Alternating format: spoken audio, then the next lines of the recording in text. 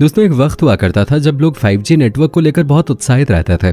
लेकिन अब ये हाल हो गया है कि दुनिया के अलग अलग देशों में 5G टावर लगाए जा रहे हैं।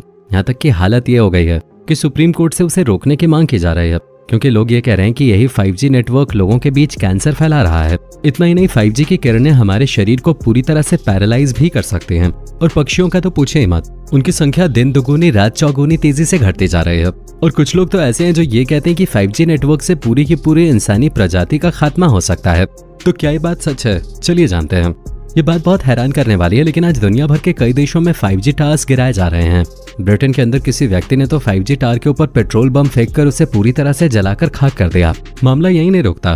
ब्रिटेन के अंदर तो कई जगहों पर मात्र 3 दिनों के अंदर ही कई टावर को लोगों ने गुस्से में आग लगाकर ध्वस्त कर दिया। और ये सब इसलिए हुआ क्योंकि लोगों को कहीं से यह पता चल गया था कि कोरोना वायरस का कारण कुछ और नहीं बल्कि ये 5G टावर हैं। चाइना में वायरस इसीलिए फैला क्योंकि वहां पर 5G की शुरुआत हुई थी और ये वायरस वहां के लोगों को और ज्यादा परेशान न करे, इसलिए ब्रिटेन के लोगों ने टावर ही जलाकर खाक कर दिए।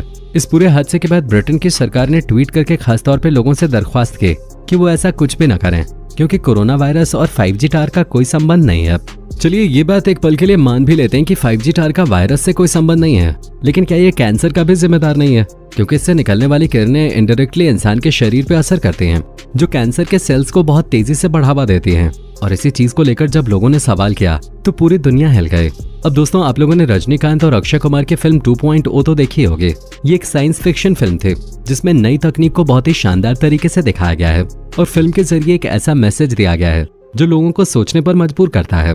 जहां ये बताया जाता है कि मोबाइल रेडिएशन की वजह से देश में पक्षियों की संख्या कम होती जा रही है, क्योंकि रेडिएशन की वजह से पक्षी मर रहे हैं। और एक रिपोर्ट के मुताबिक ये भी पता चला है कि जब पहली बार नेदरलैंड्स के अंदर 5G नेटवर्क की टेस्टिंग की गई थी तो 5G नेटवर्क की केवल टेस्टिंग से ही 297 पक्षियों की मौत हो गई थी, जिसमें 150 पक्षियों की मौत तुरंत ही हो गई थी।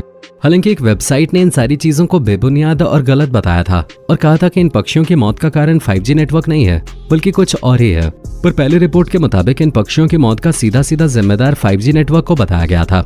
अब आपने भी इस बारे में कई तरह के मिले जुले ख्याल लोगों से सुने होंगे, जहाँ कुछ लोग तो कहते हैं कि 5G टावर हमारी जान ले लेगा और ये एक महामारी पैदा करेगा, तो कुछ लोग कहते हैं कि इससे कुछ भी नहीं होगा। और तब लोगों के मन में सवाल आता है कि आखिर ये नेटवर्क हमारे लिए अच्छा है या फिर नहीं।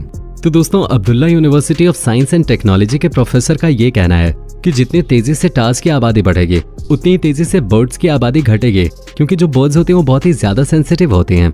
ये बर्ड्स मैग्नेटिक वेव्स को नहीं झेल पाते। यही वजह है कि इन बर्ड्स के ऊपर 5G टावर का सबसे खतरनाक असर